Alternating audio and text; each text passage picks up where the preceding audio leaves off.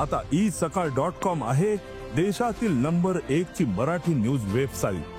प्रत्येक अपडेटसाठी isakal.com ला नक्की भेट द्या। बेंटेकच्या सोन्याचं काय करायचं हे भाजपच्या खऱ्या सोन्याने तिथं लक्षात घेतलं पाहिजे असं मला तरी तिथं वाटतं। मी एका गिरणी कामगाराचा मुलगा, माझे आई वडील दोघेही गिरणी कामगार। तुमच्यासारखं सोन्याचा चमचा घेऊन जन्माला आलो नाही बाबा आम्ही, की आम्ही पण काही तोंडात काय सोन्याचा चमचा घेऊन जन्माला आलेलो नाहीये। आता नंतर रोहितच्या वेळेस परिस्थिती बदलली, ती गोष्ट मी घेते, खोलात जात नाही। दादा आत्ताच्या काळामध्ये काही लोक आहेत, तुमच्याकडे बघितल्यानंतर तुम्ही भाजपचे नेते असला तरी तुम्ही भाजपचं खऱ्या अर्थाने सोनं आहात। अनेक वर्ष त्या पक्षामध्ये तुम्ही राहिलेले आहात। जेव्हा केव्हा आम्ही तुम्हाला भेटतो तुम्ही आमचा ऐकून घेता। एखाद्या मुलांचा नाही तर विद्यार्थ्यांचा प्रश्न असेल लगेचच्या लगेच तुम्ही तिथं फोन लावता आणि ही तुमची स्टाईल आम्हाला आवडते। तुम्ही राजकारणाच्या ठिकाणी राजकारण आहे, समाजकारणाच्या ठिकाणी समाजकारण। पण दादा तुम्ही सोनं आहात, पण आत्ताच्या काळामध्ये काही बेंटेक्सचे लोक या जिल्ह्यामध्ये तिथं फिरत आहेत आणि खालच्या लेवलला जाऊन काही मोठ्या नेत्यांबद्दल तिथं टीका करतात। त्यामुळे या बेंटेकच्या सोन्याचं काय करायचं हे भाजपच्या खऱ्या सोन्याने तिथं लक्षात घेतलं पाहिजे असं मला तरी तिथं वाटतं। प्रामुख्याने दादांनी मला सूचना केली आहे की लगेच जिल्हा नियोजनमधून 10 कोटीचा प्रस्ताव तयार करावा। रोहित पवारांनी 40 लाख दिल्यानंतर ते म्हणाले की 1-0 मी जोडावं। मी एका गिरणी कामगाराचा मुलगा, माझे आई वडील दोघेही गिरणी कामगार। तुमच्यासारखं सोन्याचा चमचा घेऊन जन्माला आलो नाही बाबा आम्ही।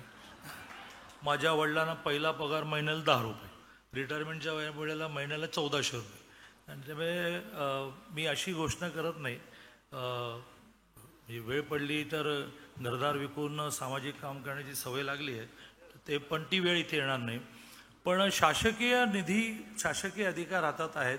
दादांनी लगेच सूचना केलेली आहे, ते त्यांच्या भाषणामध्येही त्याचा उल्लेख करतील, कारण अर्धा पार्ट मी करण्याचा आहे तो मी घोषित करतो की नियोजनमधून प्रस्ताव तयार करून मी मुंबईला तुमच्याकडे पाठवतो।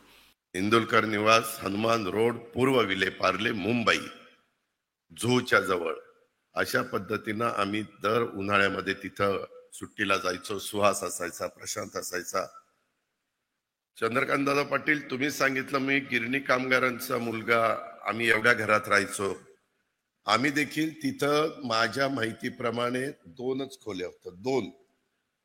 आम्ही प्रशांत कित्येकदा गॅलरीमध्ये झोपायचो, विचारा त्याला। म्हणजे आम्ही पण फार काही वर्ण पडलेलो नाहीये, नाही सांगतोय की आम्ही पण काही तोंडात काय सोन्याचा चमचा घेऊन जन्माला आलेलो नाहीये।